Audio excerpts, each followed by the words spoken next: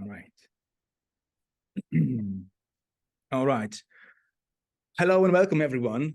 Today we have another event in the New Media and Contemporary Culture series.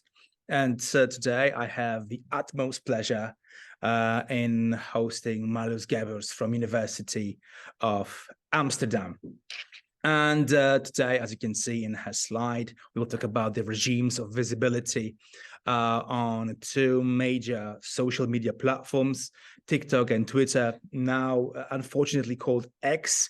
Me myself, I don't really use that name very often. I think it's just repulsive, so I just keep Twitter. Okay, yeah, but that's not really important. So Marloes' work revolves around the visuality of warfare as produced within and through platforms and their fast-evolving participatory modalities. Her dissertation focused on platforms, affective affordances, and their role in constructing regimes of visibility relating to the Syrian war. Alongside these topics, she authored work on platform-afforded digital violence aimed at journalists. She blends digital methods and automated image analysis in order to study performative expressions that replicate, imitate, or subvert propaganda narratives in more or less tactical ways. These are user practices are shaped by platform vernaculars that have a profound impact on the way we see and experience war within contemporary media ecologies. Marloes has background in political science and journalism, and she has teaching experience in digital methods and ethics of AI. Marloes, thank you very much for being here with us. The floor is all yours. Thank you so very much, Bartels, for the opportunity to be part of this. And thank you for the extensive introduction as well. So yes, the title includes both TikTok and Twitter, but actually I will also pull in Instagram as a way of comparing these visualities of warfare. So to start off, how does one come about studying warfare as produced within and through platforms? And this had to do with a certain, I think as usually you come across things, you get inspired, and you start asking questions. How does this work in our contemporary media ecology? And for me, that was a certain moment in time that very much reflected how when you come across something digital, the non-digital is very important as well. So for me, the idea to actually do my PhD on visualities of warfare, that is where it all began, was in 2014 when I was encountering a short video clip where a toddler of then 14 months old, Gina Khalil, she was featured later on in the news as well. But I came across this video clip of the toddler being excavated from rubble in Syrian city of Aleppo, where then already 3 years of warfare was going on and conflict. Total misery. But it was also already 3 years going on, and usually in the attention span of news cycles, unfortunately, this global gaze has kind of like waned, and we were also busy with other stuff. But this clip of the child being excavated from the rubble after bombardment really got to me. And I had to be honest with myself. I wasn't really paying attention to this far-off conflict, like many people in my country, in the Netherlands, perhaps weren't really. But why was it so emotive? Of course, because of the content, because of the fact that this child is being rescued, and it's like a very emotive clip to watch. People are shouting, Allah Akbar, they are grabbing the child. It's not yet clear whether it's still alive, but then there is a gasp for air, and it turns out that Gina Khalil has survived this event. It was particularly striking for me not only of the footage again, but also of the fact that I had just had my first child, and I was just back at work. But my child was 3 months old back then. So yes, that explains why it was even more visceral to me, right? When you then encounter this, it kind of strikes you even more. So that context is important because it sort of informs how you engage with warfare, of course. But it also inspires me to look into warfare further. And my background was, as Bartels already mentioned, is partly in journalism. And partly in political science. So questions of power and power distributions, they interest me.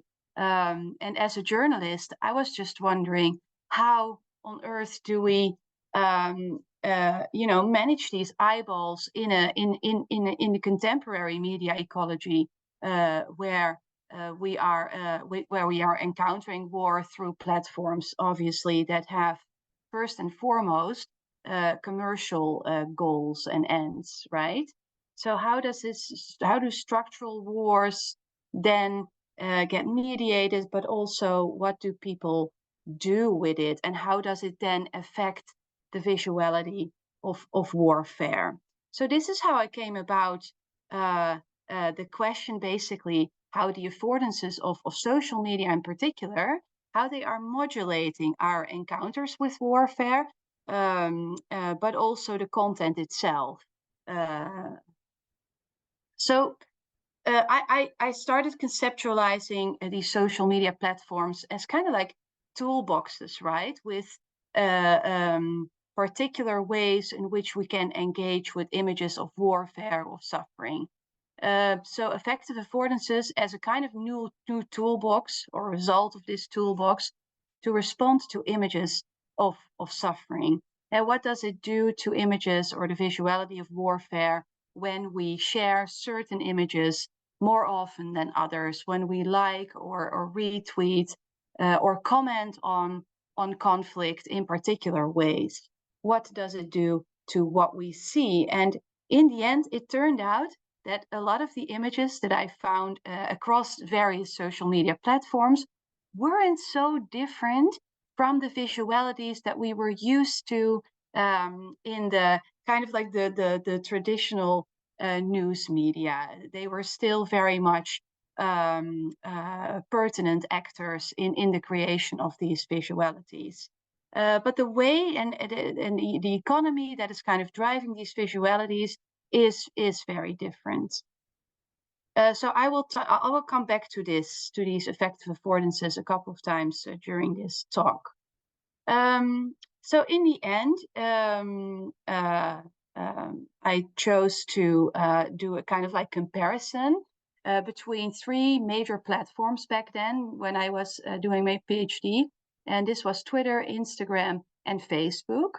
And the first main point that I want to make today, and actually the second as well, I have 3 main points to make. They are very close to that PhD research and to these very typical social graph constructed platforms. And the first is that social platform features like the like, the comment, the hashtag, they co-construct visualities of warfare, obviously. But maybe more importantly for me was that they elevate self-reflexivity in the visualities of warfare. And the second point is that majority feedback loops of engagement on social media, they entrench societal disparities by catering to a sort of anticipated majority preferences, which is, of course, a dynamic that is not new to all of you, and that is not specific to warfare at all, right? But they do keep particular what I call regimes of visibility. They sort of like perpetuate these visualities of, for example, refugees. And then a third point is more close to a recent research that I'm doing on TikTok. And that is that the shift to short video format furthers this already happening convergence of political engagement and self-presentation, and how they really very much blend into each other. And the multimodality, and more pertinently, the sequentiality of this short video format elevates and transforms narrative techniques that attune to mimetic logics of replicability. If we look at TikTok, we are basically looking at one big mimetic loop, right? Which has consequences again for how we experience war online. But it's also very much elevates mimetic logics of replicability. And that has quite particular consequences that then again spill over to the other platforms as well, right? While Facebook, Twitter, and Instagram are very different in their graph structure, I'll come back to that later. They are also trying to emulate that model of TikTok as well. So these are the 3 points that I want to go through, and I'll just showcase some of the case studies that I did for my PhD, and then I'll move on to, okay, then if we are now in this short video format era, what then happens with our experience of war? Just some background, and also so you know how I have engaged in the empirical work, is that I have basically done so-called digital methods, and that is very close to this kind of affordance theory, where affordances are never deterministic in what people do. There's still a lot of user agency that can impact the way that we use platforms. But I really very much like how Jenny Davis kind of like conceptualizes affordances. And she says, like, reels keep kids from falling. Digital platform objects obviously nudge and steer us. And she says they demand, they push, pull, allow, constrain us in particular ways. And this is all, I guess, very familiar to you. But they, in a way, also preempt, pre-select, prioritize, or promote content, not only through their algorithms and the way that algorithms get feedback from us as users, but also by the design of the interface, right? So what kind of buttons are there for us to use, and what buttons are not, what kind of emotions are easy for us to convey, and what is less straightforward to use. And that is sort of like the starting point of how I tried to assess how this nudging and steering of the interface design, how it impacts what we come to see of war. And I guess like digital methods is very much about the repurposing of these objects and the metadata that these objects garner, that we repurpose it for social research to kind of reverse engineer how is it that these images are widely circulated, and how is it that certain images are not so popular. So in the days that I started doing my PhD a couple of years ago, digital methods was already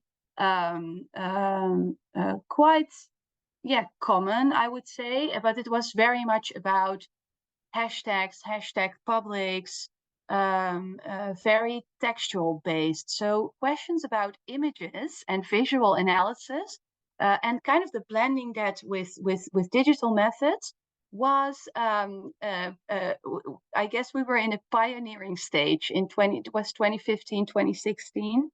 But obviously what we could do if we wanted to repurpose those platform objects and metadata to kind of categorize and classify what images were pertinent and what not, we could see how we could order images alongside their platform data. And the platform data would then in a way, stabilize images that are obviously in the platform ecology. They're constantly changing, right? They're remixed, recontextualized to such an extent that it's very hard to do this kind of content analysis or classification. But to use their networked meanings, we could kind of like capture how in a certain snapshot of time images were used and received and responded to. So we stabilize images and their network meaning and their effects on visibilities of suffering for a given moment in time and for a given space. They could be captured and read. And again, I think it's crucial to really acknowledge that we're looking at snapshots when we are scraping image data from social media platforms, or we would collect it through their APIs. We would really have a small subset of particular publics, like hashtag publics, that would engage with a certain image in a certain way, right? So it's very much non-exhaustive, and it's also not something that we can strive for, I think, in digital methods. This is a little bit about the methods and how certain visualizations that I will share with you, how they came about and what the idea was behind them. Obviously, narrative, I have to say that when I started comparing like most liked images over time on Instagram versus Twitter, or how this played out on Facebook, narrative was definitely for me not a thing that we were looking at all. We were just really mapping images in grids, basically, or in networks, and then we would just do a content analysis, trying to enhance these images with their networked meanings and interpretations.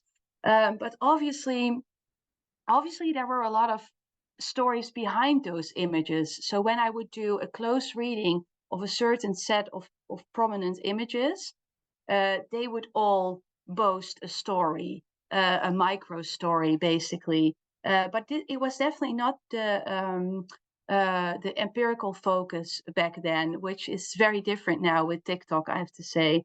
But I think it's still pertinent to acknowledge that both on TikTok, but also the other platforms, they are very much about stories going viral. And I guess I don't have to explain you anything about that.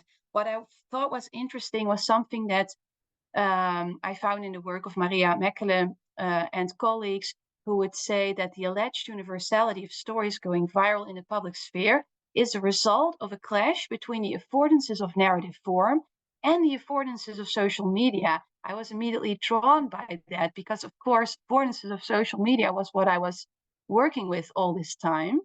In this article specifically, the authors recognize that stories require characters that are engaged in particular embodied performances.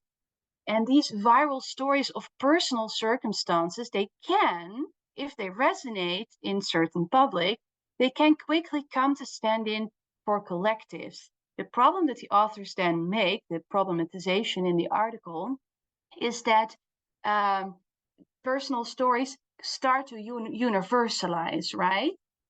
Which has like journalistic consequences and implications for the way that we now perceive war. And I was very much inspired by this, because when this article came out, I had already mapped all my images and looked at, okay, this is what we see on Twitter, on Facebook, and Instagram. It seems to be very much the same as war images in traditional, non-digital media, perhaps. But this is something that is obviously explaining a lot of the kind of the deeper meaning and the ways that we experience war nowadays. And it also reminded me of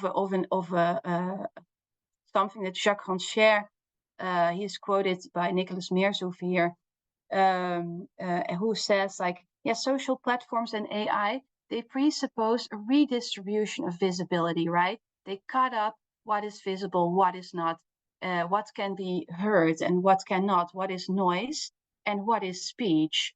And then if you take that together with what I just mentioned about personal stories that go viral and others do not, well, these particular personal stories come to stand in for certain people, but not for others. That was to me really, I think, the key of the whole PhD case studies that I want to outline here. So yes, a redistribution of visibility that is very much contingent on an economy of attention, where certain personal stories will move into view and others will move out of view. And this is not necessarily different from other media, I would say, but of course, gatekeeping is different now. So what is then speech?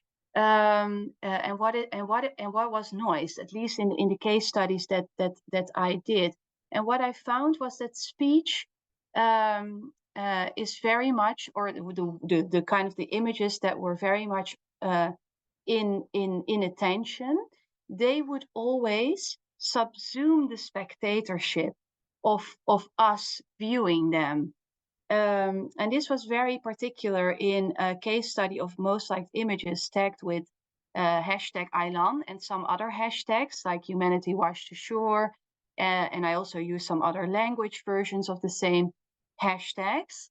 And I mapped just a week after the publishing of the images of Alan Kurdi, which you might remember. So this was this very iconic image of the little boy that was washed ashore, and that went viral within minutes. It was initially posted on Twitter, but very soon, within less than a day, it was everywhere, and it was everywhere in different shapes. And it's very much showcased how spectatorship is written into the visual story of what happened there.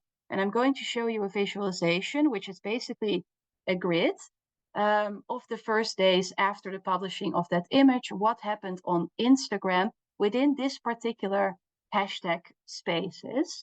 I think that most of you are all familiar with that image, and I usually think about what I show and what not, but so you know that you will obviously see that image again. I wrote an article about it, which was called "Writing Oneself into Tragedy." So visual user practices and spectatorship of the Alan Kurdi images on Instagram. And this was also the first case study in my PhD, where you could immediately see the spectatorship written into reworkings or deviations of that original image. And what I did was I mapped those images using their and it's a little bit of a crude way, but by their like metrics. So what was the most liked image on 2 September, 3 September, 4 September? And you would quickly see that the original news image, the very famous one, is the non-reworked version, I would say, is kind of like moved from view, if you assume that view and eyeballs are connected to these higher like counts, right? So here you would see that the day after, you would have the most engagement based on these like metrics. But you would also see in the end quite ubiquitous cartoon of him being asleep in bed, which resonated supposedly. So this is what a platform like Instagram does, right? We look at images of suffering. We are very much struck by it, and our first reaction is emotional, and we want to cope with that by making these kinds of remixes. So the sufferer here is very much in view, but our own emotion and our wished for realities, they are also written into those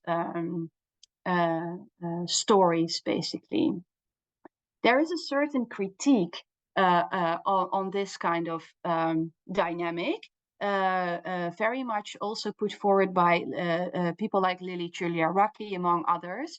She wrote this article about the ironic spectator, and it is about self-reflexivity, and she talks about it in the context of not so much social platforms, but humanitarian imagery. So the images that NGOs put forward and that journalists then circulate wider. And she did research into how those humanitarian images started changing under the effect of us looking at those images. And on social media, this is just taken to a whole new level, where images quickly, within a matter of hours, become mirrors of our own responses towards those images.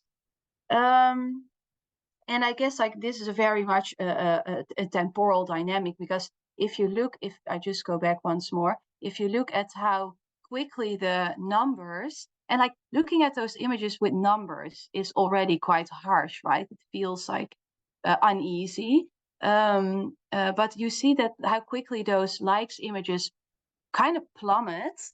And what is then interesting from the further qualitative analysis that I did was that actually towards the end of the week, you see a return of the original image, but also way more critical engagements of the suffering of refugees beyond the personal story of this little boy.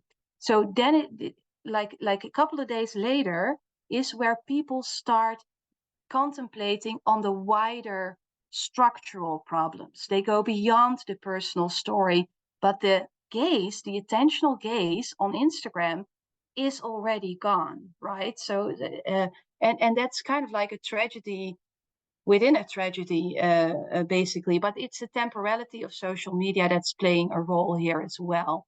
I sometimes conceptualize it as this kind of Skinner box, which comes from an experiment, I think in the 60s or 70s, one of the two, where a pigeon would be conditioned to keep tapping on a button, basically, and occasionally the pigeon would get a reward, right, like a little treat.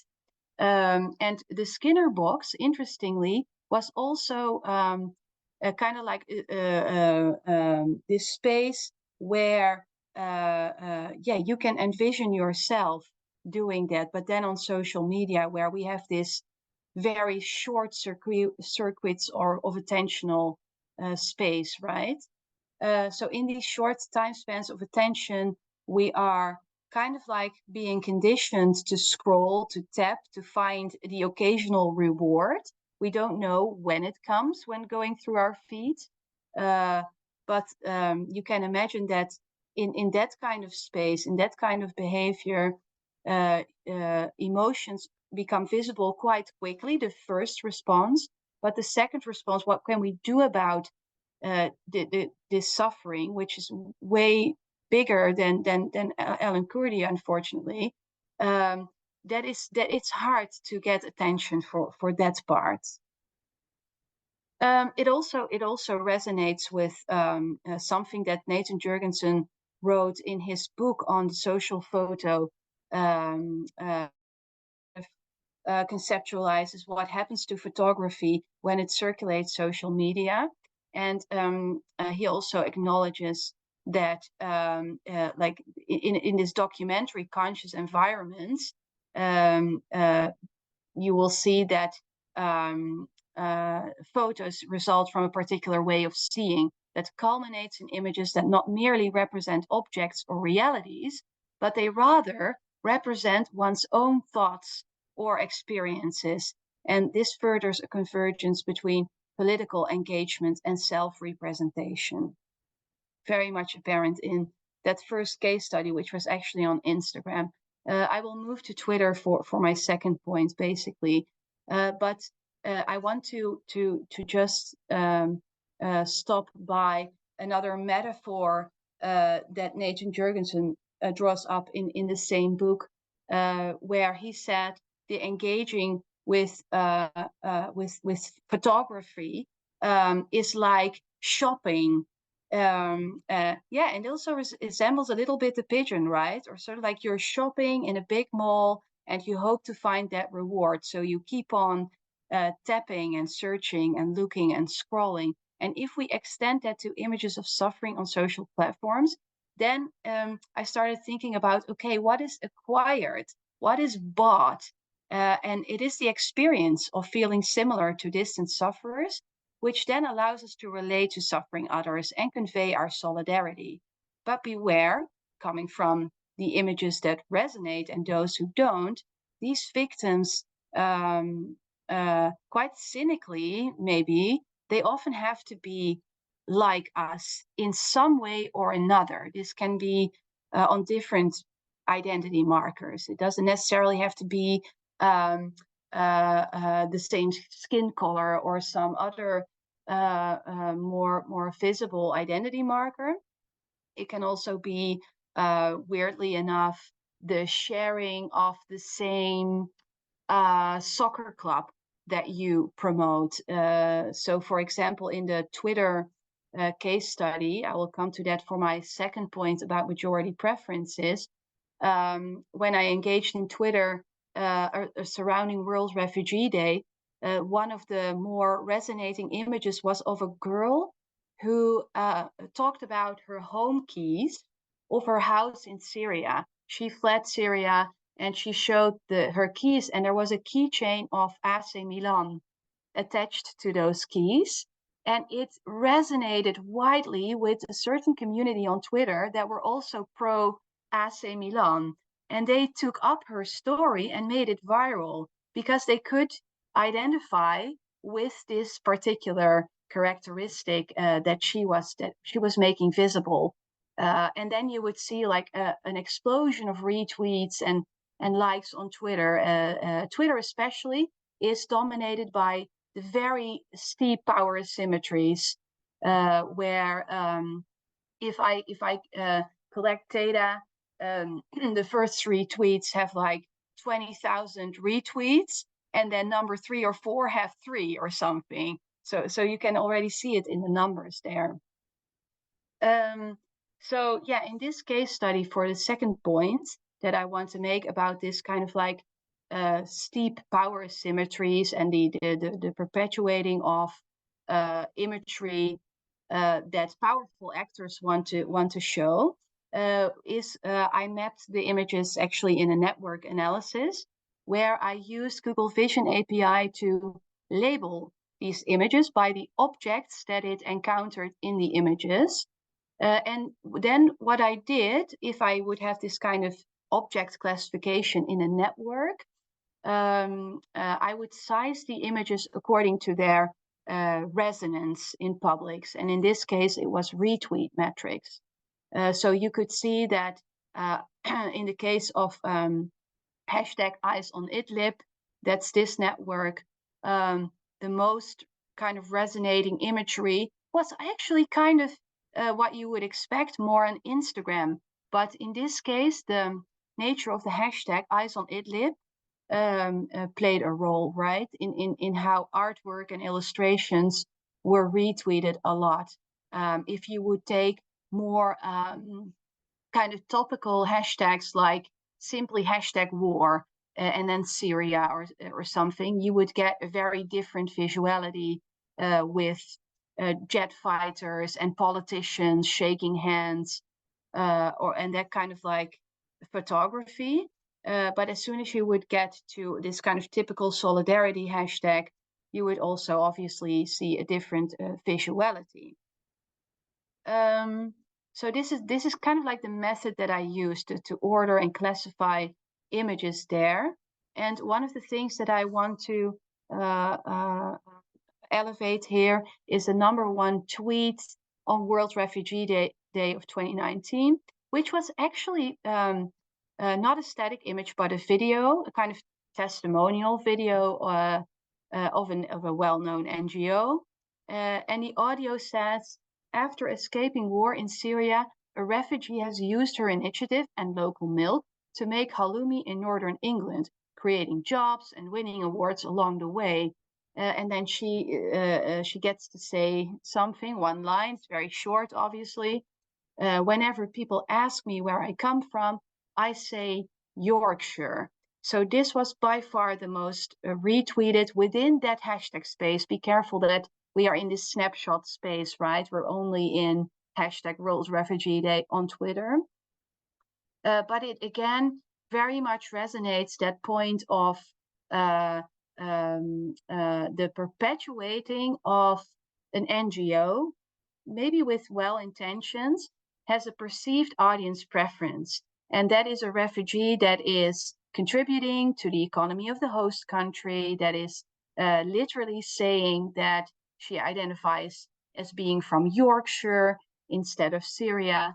And this kind of leaning into your audience preferences, basically, then blocks the visibility of migrants who do not contribute, so to speak, what is contributing, or who express their ancestry here. So this very much shows this majority feedback loop that is pertinent across social media that you all know of, and very much still is the case also on other kinds of platforms with other architectures. But TikTok has kind of the same dynamic of leaning into majority preferences as well. So what I wanted to do, because I was super inspired by Scott Redberg's talk in this series, and there he shortly reflects on how on the kind of morality censorship now going on in ChatGPT. I worked obviously with a machine vision algorithm to classify those images, and it was merely for me a way to categorize large amounts of images by their objects, making use of automated image analysis. But what I found was obviously this function of data sets that is very much biased, and where ChatGPT cannot produce a coherent discussion of gun control, sex trafficking, suicide, or war. Indeed, what I found as a kind of this I don't know, is it side road, but definitely it might be a paper in and of itself, where machine vision labeling, if you feed machine vision images of war, you would get systematically, if there would be rubble, it would always be from an earthquake instead of a bombardment, right? So you would see that Google is just not trained to recognize that. If you would have a lot of, this is really harsh to look at actually, if you would have a lot of blue in an image, it would label tourism, recreation, advertising. So this is how you recognize an algorithm. Tourism, fun, girl, street, completely ignoring the surroundings. In this case, it didn't even get an earthquake label. But it goes from probability scores, right? So what is probably in there or not? And then it sort of finds what it was trained to find. So, and it's not the technology, it's again, what Scott Redberg says is very right. It's not the technology necessarily. It's very much a reflection of the training of classification of this algorithm.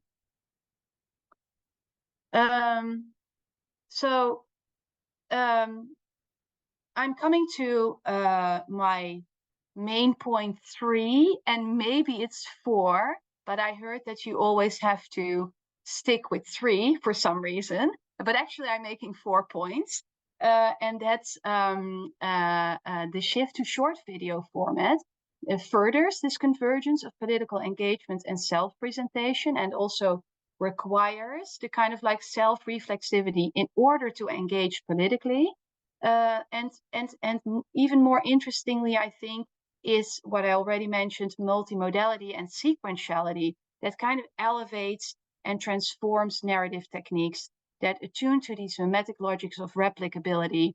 I want to just say a short thing about showing people in images in TikToks. What I obviously always look at is whether many of those the images in or many clips or GIFs from TikTok, they come from people with large amounts of followers. So I'm following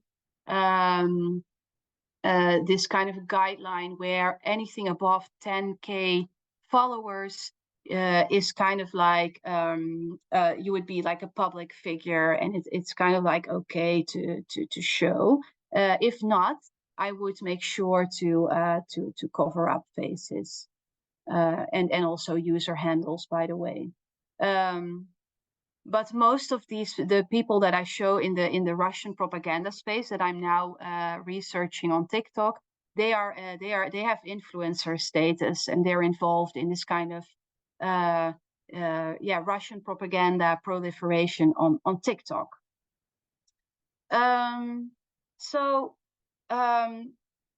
Moving from this kind of static image platforms, although they also have videos, of course, but to a platform that has short video format at its core, we'll see that this bottom-up creation of videos that kind of disseminate horizontally, hello rhizome, opens up new venues for group alignments pertinent in participatory propaganda. And these meme templates on TikTok, they transform, they modulate storytelling techniques. And from looking at the past year, looking at specifically, well, actually both Ukrainian as well as Russian TikToks, but propaganda more in general, you would see a couple of things that are immediately recognizable from TikTok propaganda. And that's the role of juxtaposition, mimetic reversal, but also situation and suspense. I'm going to take some more time to talk about situation and suspense in particular, and also how short video format kind of modulates that as well. So again, warfare, a little bit more, way more emphasis on propaganda techniques in this case. So what you see, I started out with like doing digital methods on TikTok in again a very specific hashtag space. This was hashtag Stand with Ukraine, and these would be the most liked TikToks. I have to check. Yes, likes, pro-Ukrainian TikToks over time, most liked. And there again, juxtaposition was very much a thing happening, as well as, by the way, the dancing soldiers. So this is Alex Hook, very famous, again, very famous, what do you call it? Military influencer who started out doing TikToks to keep his family informed at home, I believe, but who is leaning into this kind of TikTok aesthetics, really elevates his account into this influencer status. And actually from other case studies of war on platforms, juxtaposition is definitely not TikTok specific, of course. But it is interesting to look at it because it's an amplification of moral shock, where Thomas Olesen describes it, while a photograph depicting death can be shocking in and of itself, its combination with a normal photograph creates a chasm, an unbearable distance between normalcy and horror, openness and finality that exacerbates the emotional responses of indignation, shame, and anger. And as we all know, what is mined, of course, on social media is our attention. And our attention is driven by these kinds of affects, right, of emotions, that we can kind of amplify that effect by, again, leaning into being like us.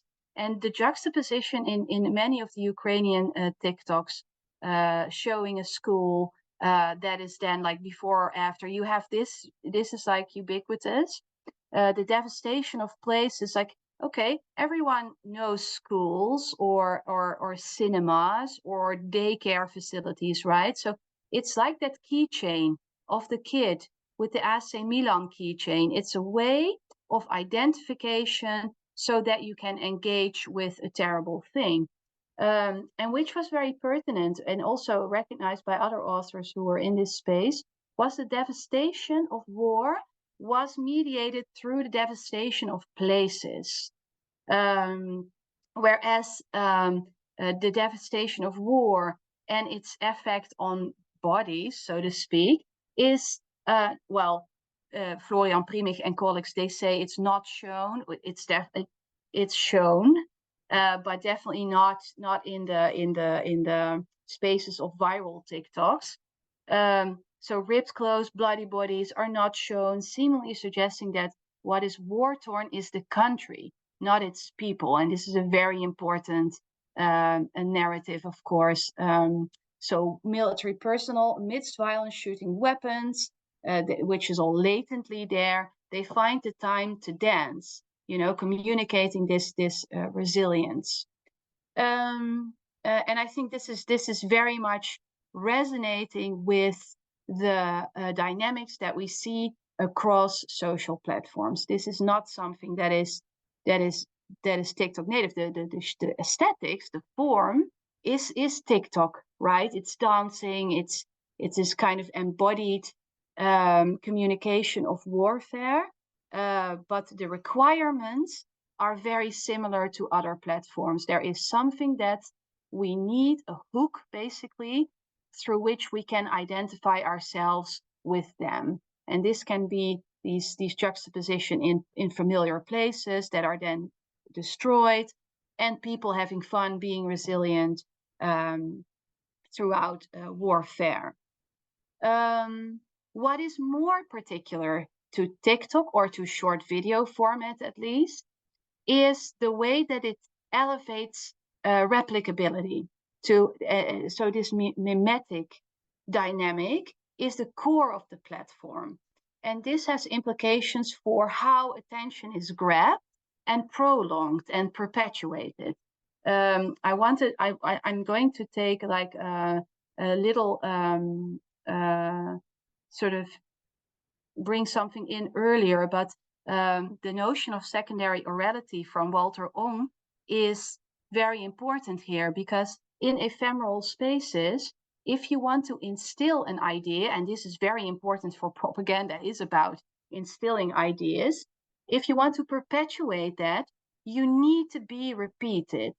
And for TikTok, like these loops of short video formats that are even more ephemeral, this is even more important. So what music then does, it's not only an affective mediator, so music plays obviously a very important role on TikTok.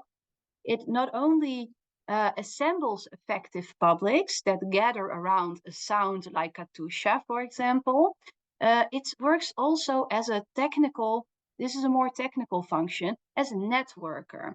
So you can click on a sound and you will find, like a hashtag indexes posts, you will find all the posts using that same sound. When you make a post on TikTok, use this sound of someone else, right? It's even like a button.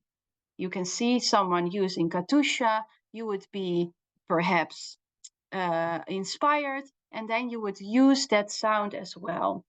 And then sound starts to index, like hashtag publics, particular affective reverberances around, in this case, propaganda, Russian propaganda.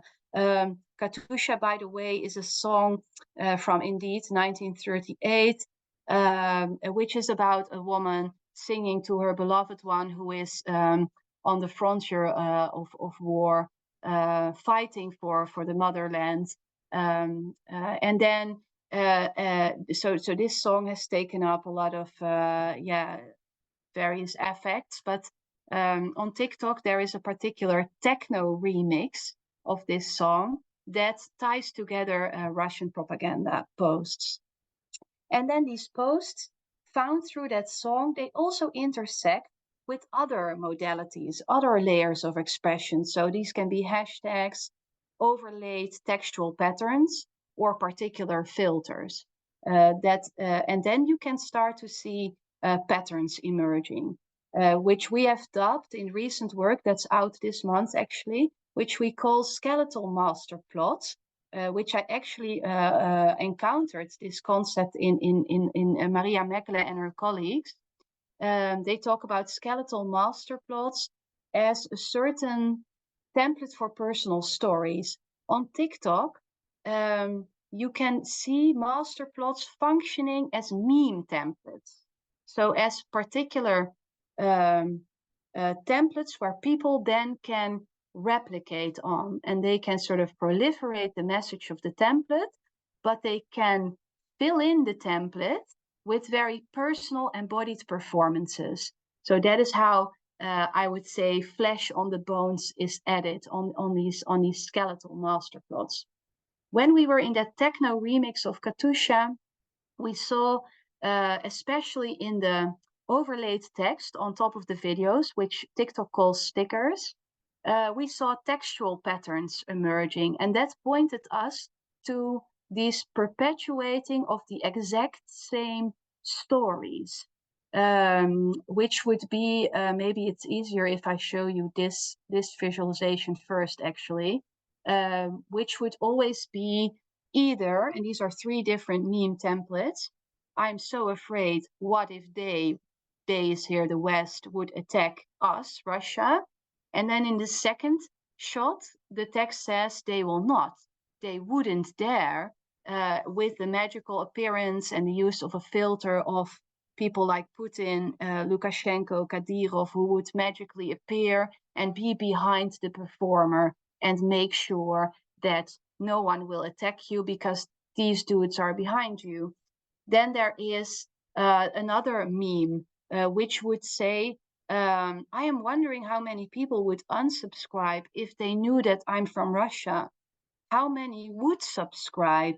This is a very open-ended meme template where in the comment sections, people would obviously say, I will subscribe. I have subscribed, because we are in these pro-Russian publics, right? So the majority of commenters here, they would subscribe. It's very much affirmation-seeking practice. And then there was another meme template. You are probably ashamed that you are from Russia. Second text sequence, I am not ashamed. Again, reinstalling that idea of like, it makes use of suspense, but it also immediately dissolves the suspense. Whereas the subscribe template actually is more open-ended, that meme, but it invites alignments in the comments section. What is interesting is that while this template and this one are kind of closed stories, closed circle, with the suspense being dissolved, the reassurance that is given here, they will not attack, is actually renegotiated in the comment sections. Most people, they will just react with love for Russia, glory to Russia. But some people say like, hey, I wouldn't be so sure of Putin being strong enough to protect you, or more general critique of Russia. And here as well, there is some dissonance happening in the comments as well. We have that article out soon. But yes, this was for us a very interesting finding, how suspense is kind of used, and either whether you dissolve it or not doesn't really matter. These templates are designed for people to either align or affirm the message and perpetuate it over time, either in comments or in new appropriations of the meme. But also to renegotiate it, to kind of dissonate with that. And actually, this quote of Susanna Pasone is very important. The edge necessary for online content to grab attention, to invite comments, like, shares, owes to the affective intensities it engenders, and it really doesn't matter whether these are pleasant, offensive, blatantly disturbing. So the question is of resonance, dissonance, and myriad like amalgamations and ambiguous responses as well. As long as there is buzz, the message will perpetuate, right? Even if you don't agree or you go against, it will be heard in a way, or at least in the right publics. Interesting other dynamics, which we are just really just scratching the surface of, is this kind of creative reversal where it comes where you really see how metadata and analyzing platform metadata is very important to attend to the situationness of how this metadata is created. So, for example, we saw a post with Putin Hulo, excuse the word, and the colors of the Stepan Bandera flag, which is it's quite a ubiquitous tag in the pro-Ukraine space, but it was used together with a Russian patriotic song of Good Morning Russia. This is very ambivalent. The song turns out to be a remix of an earlier version, Good Evening Ukraine, which is a song that is used by Ukrainian military to keep up morale. Good Evening Ukraine is turned into Good Morning Russia by pro-Russian propagandists. Then there is this post with the pro-Ukrainian tag and the sticker text, which shows the contextualization, the situated context. Have you heard this shit before? Another proof that Russia is just a copy. This is a fucking joke. This is a horror. So the person reflects on Good Morning Russia and ridicules it. So this is how different affects they are assembled, they are enmeshed, but and then new meaning emerges from that. I mean, going back to those majority feedback loops and comments and kind of like the perpetuation of the story of those templates, this connects actually to my second point a bit more, is that while you can definitely do this kind of alternative injections in comment sections or in mimetic reversals like the one I just showed you, the audience of TikTok posts is obviously pre-curated, right? So most people will react with the very fast platform afforded emojis. They will just think of a weird kind of emoji equation. We called this, we had a word for this one, but it was like assimilation equation. And it turned out to be ubiquitous. So it's easy to replicate. It shows the affirmation of the message of the post. And these were definitely kind of like burying the alternative responses to these posts that were actually there. I mean, there were some comments saying, where is China for us? Did you hear on TV? Russia is now an outcast and no one supports us. Or I am from Russia and I'm a patriot, but I do not support Putin. And these comments are definitely there, but they're in terms of the numbers, they're kind of buried by the majority that just simply responds with this kind of emoji text, right? So you can also use it as an emoji, which is faster, which is afforded by the platform in easier ways, I would say. So while we are just kind of like scratching the surface of this quite different platform, we can say that yes, self-reflexive encounters with distant war, or sort of the convergence between political engagement and self-representation, it does not necessarily crowd out images of war victims, but TikTok's affordances does elevate this need for physicality and movement, or what Spencer Jordan also calls embodied space. And this invites the reenactment of lived experience warfare. So what we now see is very ubiquitous in the case of Gaza is a little video that I have here. You won't, because it's a little bit small, you won't be able to see it very much, but here the sound again is maybe more important, and it made me think again of this encounter in 2014 because of its resemblance. I'll show it for a short while. Just have to get rid of this here, and then yeah.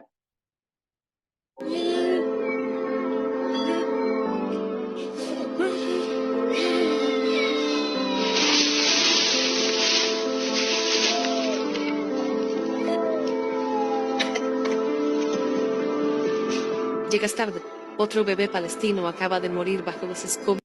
I'll just show a little bit of it because I think it's clear what the sticker text also says. It like a crying baby, luckily not for real, but under rubble. They let people go through the leaves and find out about but then the reactions of those people become the main content of the video, right? And this kind of like still is tethered to what we saw in that Instagram grid, the centralization of the spectatorship and the emotional reactions to suffering alongside the depiction of sufferers themselves. Okay, this is what then happens. I already saw that when testing it out, but it will just autoplay again. So for me, what is now, I don't know how I'm in the time, Bartos, really, but how is our time schedule? Well, I'm way over, I guess. We are fine. We are fine. Okay. I'm going to wrap up. So for me, what is most interesting for the future, or what I'm very eager to go into myself, is the role that text in images and reaction affordances play in these new visibilities of warfare. There is very recently, like last week, an article of Maria Schreiber came out on Instagram, social justice slideshows, where people would have like these little stories in slideshows about racism, misogyny, sort of structural inequalities. And she says something that I think is very pertinent.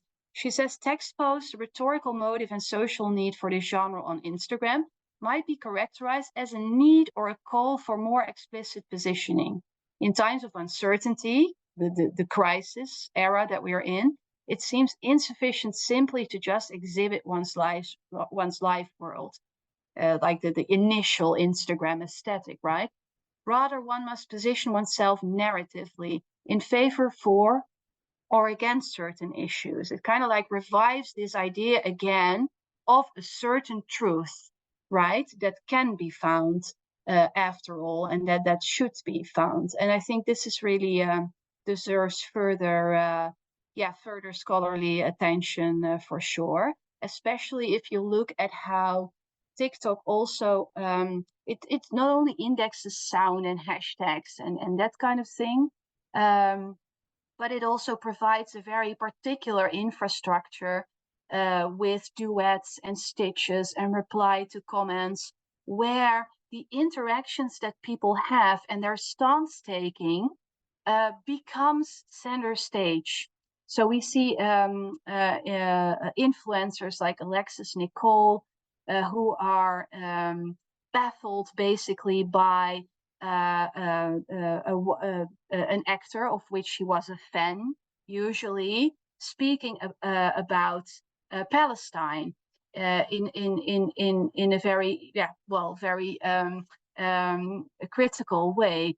And here you see a video actually of the famous actor here, Michael Rappaport, who is responding to a comment that he receives about a post where he is sort of talking about the conflict.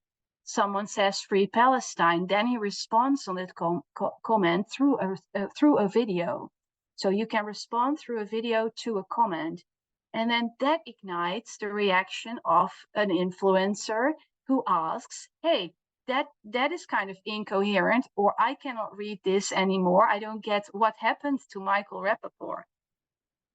And then she instrumentalizes these incoherent, so to speak, identities as bonding.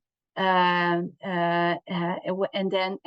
what is most interesting for TikTok then, this video garners a lot of likes, but it goes beyond metrics because someone replies or comments to this stitched video with Phoebe was right all along. With something that he appeared in France and that was really only his what he did well or something like that. So then if you would go through, for example, through her account, you would see these kind of, I don't know if it's rhizomatic maybe, but popping up of this perpetuating of this story of her critique towards him.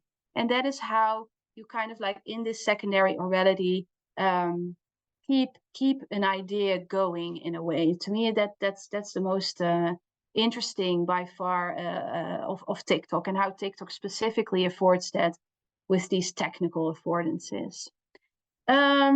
Yeah, this was it. Thank you. Hopefully there's questions, and hopefully we have some time left as well. I haven't checked. Thank you, Marloes, for this exciting, brilliant talk. Yeah, I'm lost for words because that's actually what interests me recently very much. Okay, let's open the floor for questions and comments. So from the room and from the chat, or just participants in the on Zoom. So anybody wants to ask a question? Yes, Julia. Could you please? Yeah.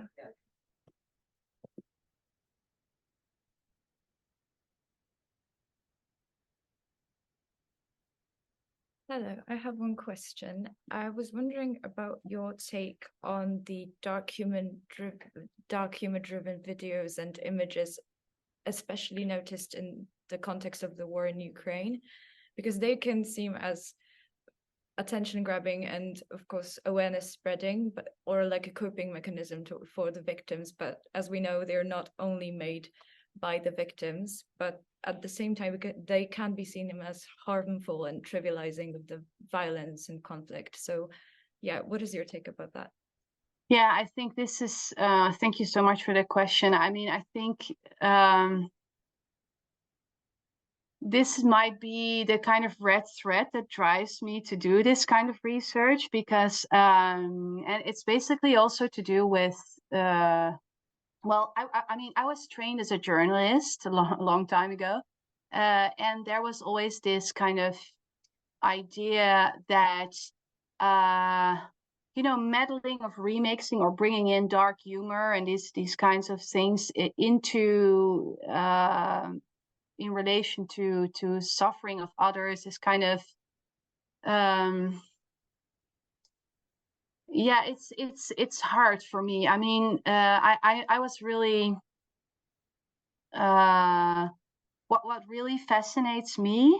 I mean, there are super vile, dark humor stuff that is going on. I have to say that if you look at kind of dominant visibilities or visualities, they're often not that pertinent. Like they're there and they resonate within certain publics that are open to that, but they remain, at least the platforms and the subjects, the cases that I studied, they remain quite marginal. While they can grab like this short viral spike of attention, they are not the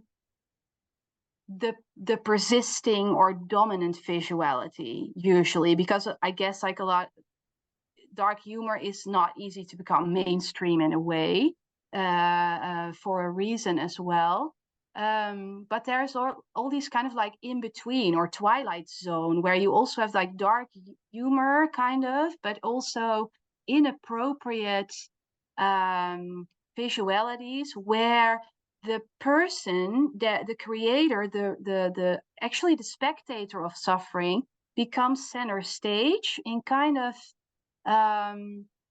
uneasy ways. I mean, I've shown this picture of people on the beach who would want to raise awareness around the refugees shortly after Alan Kurdi, and they reenact his body by wearing a red shirt, and they take on his posture lying on a beach, and then there are thousands of them, or like a lot of people who are all Alan Kurdi on that beach. And while the message is super important, it kind of like shows that there is like a lot of Alan Kurdi cases, kind of that is, there's also this uneasy relationship with the style, the aesthetic as well, that people sort of come to reenact those bodies, and these are things that that returned in a lot of the more pertinent and sort of like positively responded to posts. And now in TikTok, I mean, you also see calls for solidarity that feel uneasy because of an influencer who is in a super chic hotel room saying or asking, would you hide me, talking about anti-Semitism on the rise, which is kind of like, yeah, that positioning of the spectator as a potential sufferer, while it sort of distracts from the persons that are suffering. That to me is an ethical awkwardness of this time, probably.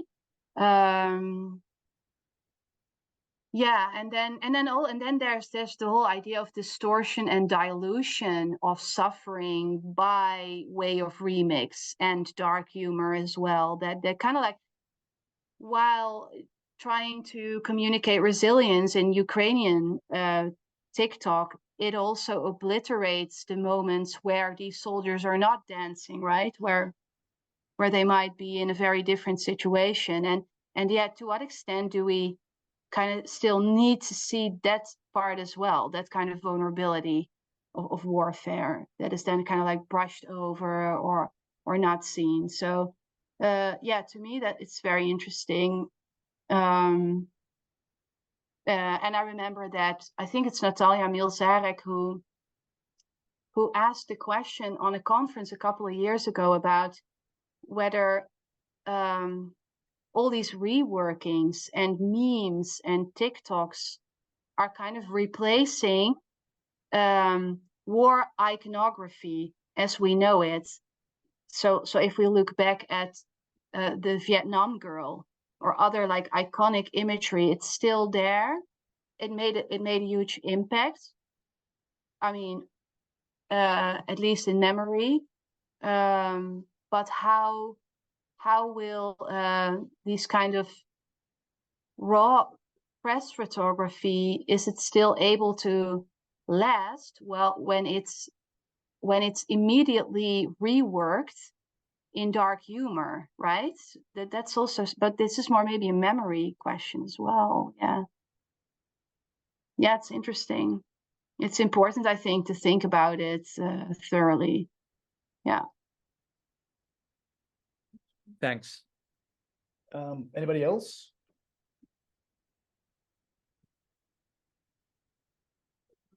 Go on. Yes.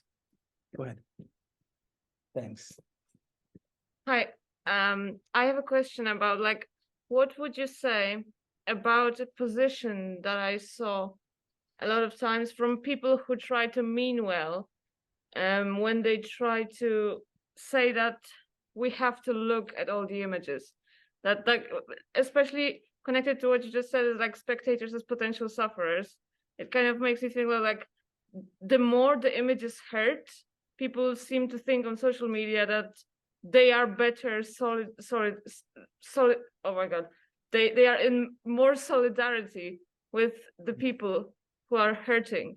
And I'm just kind of wondering, like, I don't know what you think about that, and like what kind of conception of like disseminating images on social media that presents, because like theoretically, like nothing really happens to the war effort just because a person individually is traumatized by seeing some traumatizing stuff. True. Yeah. But people do kind of talk about that in those terms. So if I understand your question correctly, is that this kind of the communication about you're reflecting on others being hurt, feels as if you're also contributing to an effort, right, to stop the war, whereas it's not. It's self-representation, but it can often, in a collective level, maybe point to well, at least public opinion, whether it's widely shared or not. This reminds me of a post that I wanted to not show you, but that you hear the audio, where a female, she's not an influencer, so I also didn't want to show her, but I wanted to let you hear the audio. Her take in the post is that the pro-Palestine hashtags on TikTok get way more engagement metrics than the Stand with Israel ones, and she uses these kinds of self-representations, because even a like, right, is also a like, or like this kind of engagement is also self-representation, basically. And she uses those numbers of Free Palestine as being like way bigger than Stand with Israel. And then she says, people don't believe the mainstream media. Public opinion as an aggregate is pro-Israel, pro-Gaza, pro-Palestine. And that's for me reflects, while, I mean, driven maybe by kind of like signaling your position as a contributing to an effort for peace. I mean, you have all these slacktivism critiques, which is often like a little bit maybe a weird thing to do, because people need to speak out, right? But what I wanted to say is that there is a certain, at least imaginary, of social value in clicks. And these metrics, they come to stand in for being representative of a collective, right? And that this collective is bigger than the other one. While obviously the trust that you have in TikTok metrics, in a certain hashtag being bigger on TikTok than the other, does not map onto reality necessarily, right? But in these spaces, in these interactional spaces on TikTok becomes the world. It becomes like one-on-one with reality. And then these metrics are perceived as real. And while they might not map onto reality, they have a certain social exchange value. And that's how people can kind of maybe world the world, right? Sort of make sense of who is surrounding them and where they are in the world. It's not, yeah, I mean, the connections with actual efforts for peace are obviously very murky, or maybe even non-existent. That would be super cynical, but yeah, for me it's very interesting to also see how TikTok is so ubiquitous for your experience of war that numbers connecting to particular tags are seen as mapping onto reality. Maybe they are in part, and maybe not, and like it depends on where you are in communities, and that, but these segmentations you don't see on these platforms. Yeah. Yeah. Okay, thank you. Thank you. Marloes, I'm sorry, we have to finish. Yeah, that was a great Thank answer. you very much for this amazing talk. It's a huge food for thought, and I hope you stay in touch because we have some more dealings in the future. Yes. So Marloes, thank you very much again. Thank you Thank everyone you for the all. question and for your attendance and here in the classroom and in on Zoom. I wish you all a great day and great weekend. Take care. Bye bye. Thank you. Thank you all. Thank you for having me. Bye bye.